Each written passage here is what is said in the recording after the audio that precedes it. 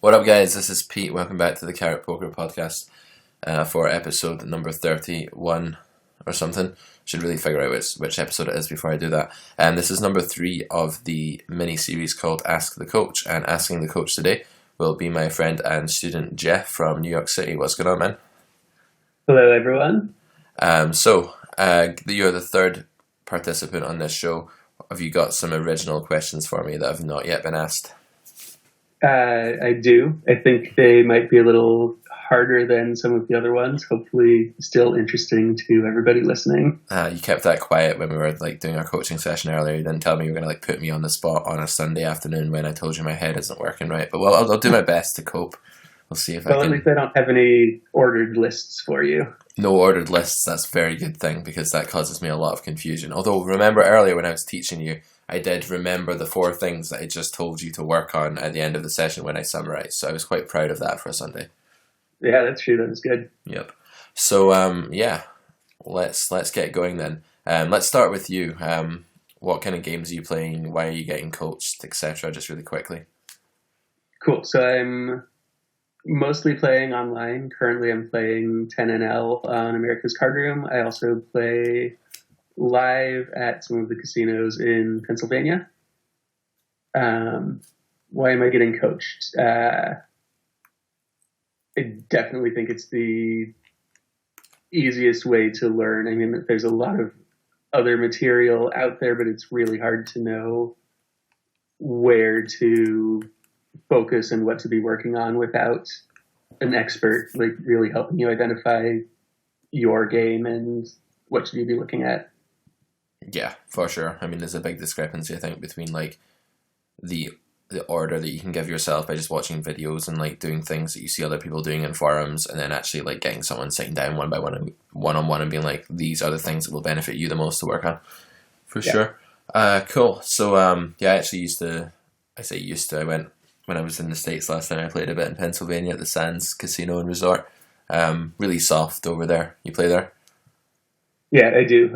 Sadly, as we were just talking about, Sands is also owned by Sheldon Adelson. Oh, no. So this is the dude who I've just been educated by Jeff. Actually, I didn't even know this. Embarrassingly, the guy who was apparently one of the people who was involved with making Black Friday a thing in 2011 and shutting down online poker in the States so that obviously his casinos could make more money by people playing live. And it definitely worked as well. It's a sad thing because the Venetian and the Sands and stuff like that are completely swimming with, not so much the Sands because it's Pennsylvania, but in Vegas certainly, the Venetian's one of the most reg-infested casinos around, so it's definitely worked. That's the sick thing, I guess. Yeah. Okay, so let's begin with Ask the Coach then. Hit me with question number 1. Cool. So let's start by talking about capped ranges. Okay. So first, what does it mean to have a capped range, and how can we exploit capped ranges? I have the feeling this is going to be a very technical set of questions, which is good. Be a very educational set as well, I'm sure. So, cool. A capped range is a range that is limited in terms of the absolute strongest things that it can have. So an uncapped range would be like a 3-bet range, small blind versus button.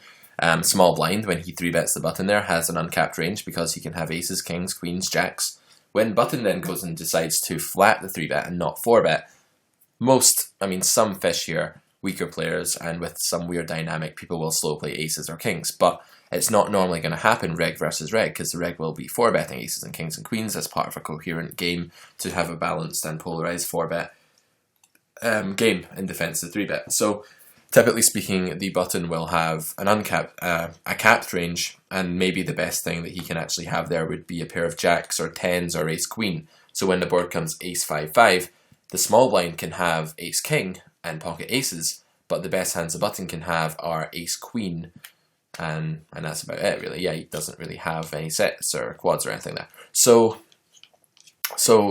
an uncapped range is a powerful weapon because it allows you to bluff more, because when you have more absolute value hands, you can actually add more bluffs to your range as well. If you couldn't have top pair, top kicker there, for example, when the button, when the small blind 3-better checks to the button can't rep ace king, he can't rep aces, so when he fires 3 streets, he has to be very careful that those combos of ace queen, that's maybe like the only thing you can triple for value there or something, depending on the dynamic, they're only going to be 12 combos, and so he's got to think about how many bluffs he's using, and he has to be a bit more careful. Also, the EV of his polarized, like, betting 3 times game for bluffs and value is just going to be lower because he loses even with his value range sometimes, like when the small blind is check calling with top set or whatever. So it's obviously just way higher EV to have an uncapped range, but the flip side to that is that you're limited in the amount of spots that you can have an uncapped range in. There aren't that many combos of the very best hands. So sometimes there'll be a situation where a capped range is actually stronger than an uncapped range on the flop.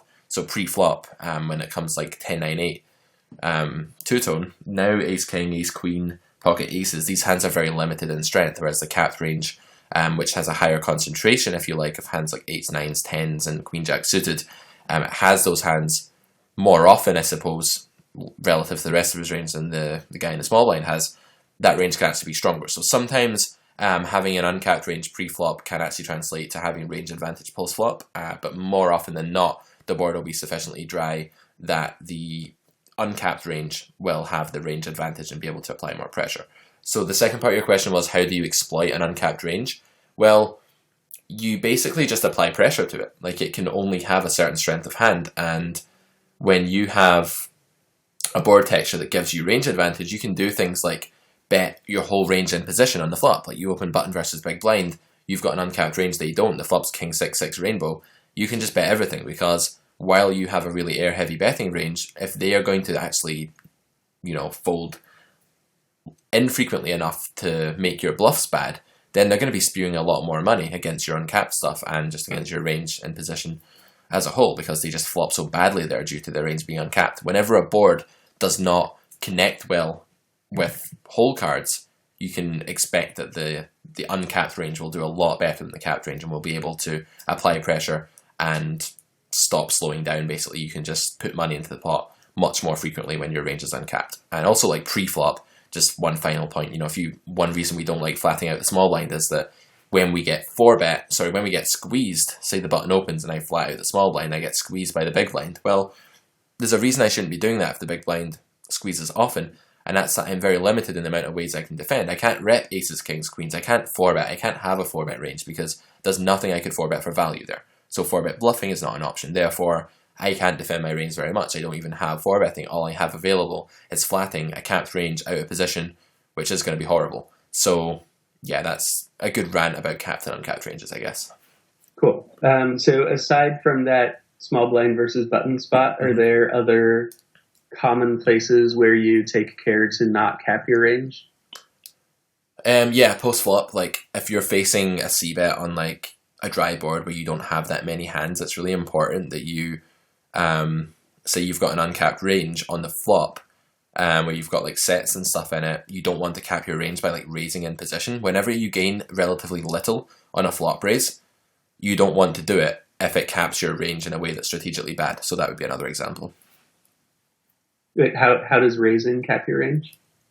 No, it caps your calling range. It doesn't cap your raising range. Sorry, I should have explained that better. I kind of like had the thought in my head and never articulated it. I blame the Sunday. Sorry, you're right to point that out. When you raise, you cap your calling range. You make it the case that you can have those ultimately strong hands you can just call down 3 streets with against anything, any line against on any board texture.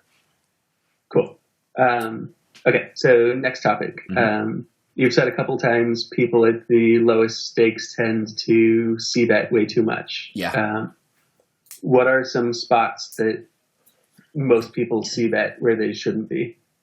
I think with showdown value, like I talked about this last time, that people at the micros, like one of the things that takes a longer while to understand for some reason is like how to use showdown value and how to like create that perfect harmony in your range where the hands that you check are actually the hands that can win at showdown and the ones that you bluff are the ones that can't. Therefore, you're gaining more EV by actually bluffing hands that are hopeless otherwise. You've got 2 branches going on there. You've got one where you win the pot by betting, or you bet and try to win the pot, and you've got one where you don't. And you're comparing those. These branches are not to be taken in isolation. Like, you're not looking at the branch on the left where you bet just as in isolation. You're looking at it relative to the one where you don't bet. So when you have showdown value, the one on the right hand side, as I'm picturing it here, where you don't bet, you can actually do okay there. Your EV is like very reasonable because you win at showdown often. Whereas if you didn't have showdown value, that right-hand branch would be really bad, and you wouldn't be winning ever at showdown. Therefore, on the left-hand side where you bet, it makes a lot of sense to bet the hands that don't have showdown value, because the EV of that bet will be a lot higher relative to the right-hand branch, which is really bad because you never win at showdown. Whereas the ones that have showdown value, sure, betting might be okay, but if the EV is similar to what it would be by not betting, I'm not saying that it's higher EV in a vacuum necessarily to check ace 10 on king 10-4 than it is to bet it as a preflop raiser. In a vacuum, it may be similar, but overall, you want a check calling range there as part of your strategy. There are hands you might need to check fold. What are you going to fill that out with? Hands that are gaining nothing by betting, or hands that are gaining a lot by betting? You want to check the hands that wouldn't gain that much by betting and bet the ones that would gain a lot by betting. So that would be the most common situation where they have showdown value and they don't quite understand how to utilize it as part of their overall strategy. Cool. And then what's our general approach to exploiting these type of people who see bet too much? Float more, basically. It would be the main thing. If it's a board texture that I want a raising range on, because I want value sooner, or I have a lot of value hands on it, or I want to protect my equity more, then I would have a bluff raising range as well that was kind of polarized. Basically, then you could be, your bluff to value ratio would be more weighted towards bluffs than would be balanced, and you would just be looking to over bluff the flop, so to speak. That doesn't mean over bet, by the way. When I say over bluff, I just mean have more bluffs in your range relative to value hands than would be a balanced ratio. But generally floating is the more common route. Basically, you want to pay attention to how they play the turn as well, because if they barrel a lot of turns also because they're just like a raving kind of aggression fanatic, then you might want to double float or raise turn bets and stuff like that after you call flop. But more commonly, what will be the case is that they just one and done way too much. So by and large, the most common adjustment you will make is in position, and even out of position to a lesser extent, just floating the c-bet with like little scraps of future equity, and then looking to have a fairly wide, small betting range on the turn to just protect the equity you do have and pick up the pot for cheap with your floats, basically, would be my chosen exploitative strategy there. Cool. So how does floating out of position work? Like you hope that they check back the turn and then you bet river? Yeah, pretty much. I mean, floating out of position, you need to have a bit more equity normally and a bit more of a solid read that they are one and dunning, because it could be horrible to float and then just give up turns out of position against like unknowns who could bet the turn a lot. But out of position, generally there's two things you can do. One, you can float like showdown value hands that can actually just check 3 times, like small line against button, so you call there for some reason, or big blind against button would be more normal. And you've got like, say, ace jack, and flop is, I don't know, 8, 6, 3 rainbow, and you check all flop. Like, that could be called a float, but it's definitely just you're going to check turn, and when turn checks through, you're going to check river. With ace either, you're not going to turn that into a bluff. It's not gaining much by bluffing. You're not going to make better hands really fold there. But maybe there are other floats that you definitely do need to bet river with, like when you float queen jack on 10-6-3 with the backdoor straight draw and backdoor flush draw. You miss, you definitely need to bet river there after turn checks through. So again, you want to think of your whole strategy, and you want to balance the hands that, the ones that do need to bet, you want to balance them with value. So by the same token, when you call the 10-6-3 flop, you're also going to have like king 10 and stuff like that in your range, and ace 10 and sets, and you'll bet those in the river for value, and you'll bet your queen jack backdoor flush draws as a bluff, or your 7-8 or whatnot as a bluff. Okay. Cool. Is there a difference between how we would exploit somebody who c-bets like a little too much, like 70%, versus somebody totally crazy at like 85 or 90%? Yeah, absolutely. I mean, you just want to float more combos against the totally crazy guy at 85 or 90%. For one, your floats will be higher EV, and when something is higher EV in a vacuum, you should be willing to accept more. You should be willing to accept making yourself more susceptible to counter adjustment. That's a horrible sentence. Let me reword that. So when you're gaining a lot of EV by exploiting someone in a vacuum because they see bet way too much, you should be way more unbalanced yourself. And you know, the thing that you give up there is that you are playing more of an exploitative strategy. Like, I start floating the flop really wide with air. Now I'm very exploitable because villain could change his strategy and start bluffing me more on the turn, or tighten up his c-bet game on the flop, for instance. But because I think that I gain so much EV in the short term against this guy, I'm willing to accept a higher risk in terms of counter exploitation, I suppose. Okay. Cool. Okay, so next topic. Say we have our standard button stealing strategy of opening about 45% of hands for two big blinds. Okay. How do we change that when there are loose passive fish in the blinds? Well, we open. It depends on the type of loose passive fish. Firstly, I'd say they fall into two categories: ones who play fit or fold post flop, and ones who don't play fit or fold, who are either stationary or aggressive post flop. So against the former, the fit or fold guys, you just want to open a really wide range in the button and do it for 3x. That way, you're not like risking an absurd amount of money the times you get 3-bet by the other blind or whatnot, but you are still building the pot more and exploiting the fact that this guy will call you to fold the flop or call you to stack off with a weak top pair or whatever against the fit or fold fish. Now against the stationary fish, what sort of fold to flop c-bet would you consider really fit or fold? Like 60. Okay. Against the other fish who's more stationary, you need to still open to 3x and open fairly wide, but you need to like cut out some hands that are just going to miss the flop really badly, like 8-6 off or something like that, because the guy's just not going to fold. You don't want to be bloating pots without fold equity with a very weak hand, so you just need to tighten up a little bit more against the stationary or aggro fish. And if you don't know, just assume that they're fit or fold kind of passive, because most fish are. So I guess I would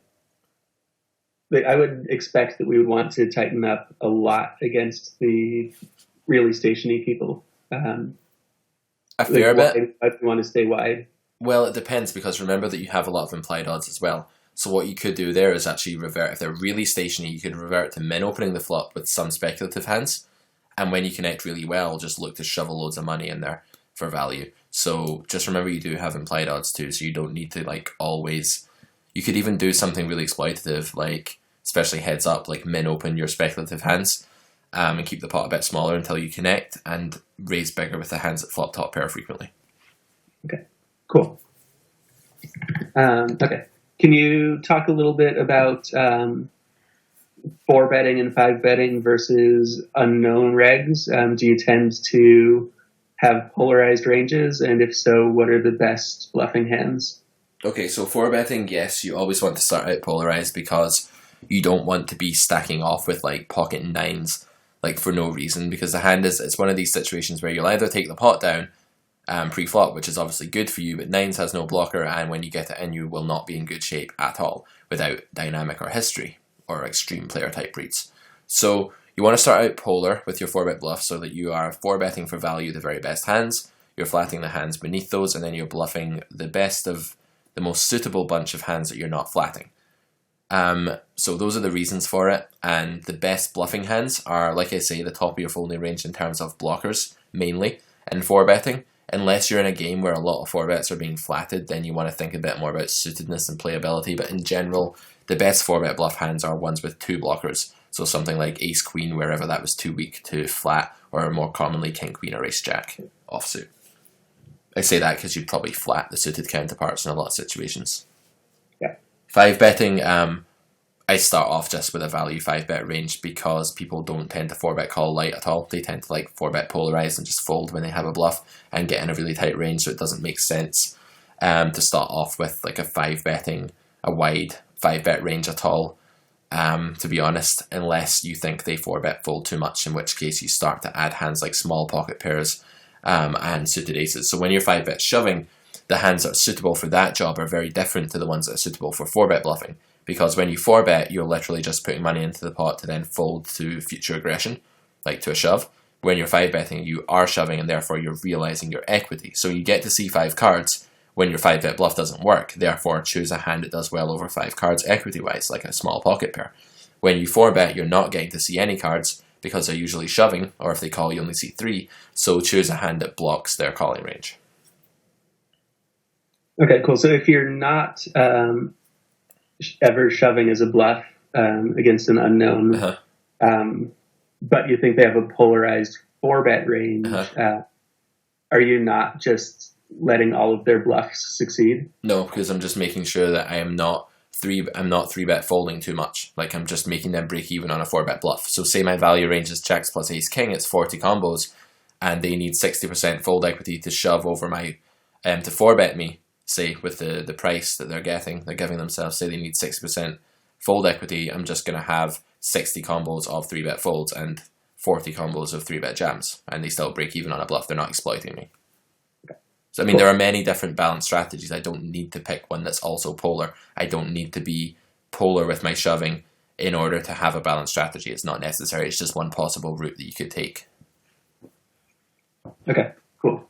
All right, so next topic. When people do hand reviews on any sort of forums, they're usually showing their whole cards and talking about how to play this specific hand at all the decision points. Yeah. Do you think there's advantage to not revealing your whole cards, but instead talking about your range throughout the whole hand? Oh yeah, big time. Like, doing that's really, really important as you become a bit more competent. Like, I think at first it's okay to think in vacuums until you get your head around what makes a hand good or bad to do X with in a vacuum.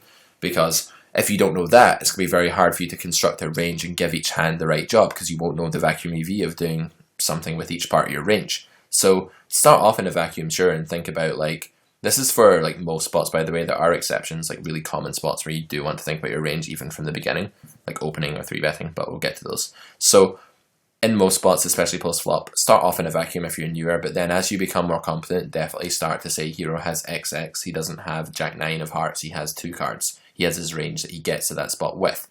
Think about what that range is, and then try and split it up in a balanced way and figure out a nice defensive strategy to play against solid opposition whom you don't know of any leaks that they have.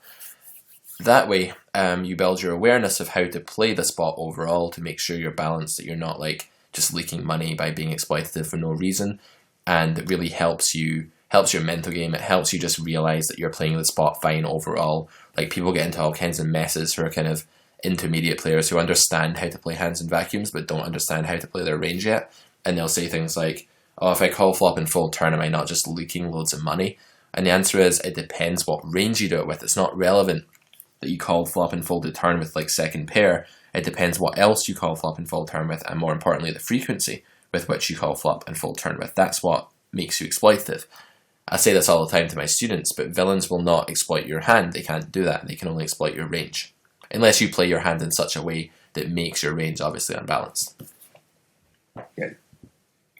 So yeah, definitely do it. Look to do it as you become more competent, but not necessarily from the beginning, except in spots like 3-betting where you need to play your range, because like this spot is just too frequently recurring. If you just 3-bet every hand that's plus EV to bluff, you'll soon run out of plus EV bluffs because people will adjust. Okay. So the more common the spot, the more you want to think about your range. Cool. What do you think are the best resources for learning poker theory? I think the best resource is the Grinder's Manual, my book, but it's not out yet, unfortunately. So right now, I think that honestly, just like video sites are obviously good. Like, try not to watch like just loads and loads of live play videos. Try to find like series, like on Grinder School where I work. I do a series on like 3-betting. I'll do a series on like all kinds of different situations. Try and find those and like really tackle one at a time. Like, go through the theory in a logical way. Don't just bombard yourself with random bits of theory all the time, because it won't stick. You'll just get into a muddle and you'll just be like falling over yourself in a complete mess of confused half-learned concepts. So yeah. Video sites can work. Books can work as well. And when my book comes out, the reason I'm writing my book is because I think that there needs to be a more comprehensive, inclusive textbook for just mastering No Limit Hold'em 6 Max. And that's what it tries to do. That's why it's 500 pages long. And that's why it's, you know, it looks like a textbook that you'd learn from in school more than it looks like something that you'd read for fun, if you know what I mean. So I think that'll be a really good resource. And other than that, community is important. Forums, talking to people, and coaching. These would be the main ways. Cool. All right, last one. Mm-hmm. So aside from standard C-bet spots as the pre-flop raiser, mm-hmm. are there spots post-flop where you would ever bluff with pure air? Yeah, absolutely. Loads of spots. There are, for one, like spots where I'm just really exploitative, where like I'm playing against an opponent who's just so fifth or fold. I know when the king turn comes down, I can just bet my whole range and I'll just always fold there regardless of how often I do it.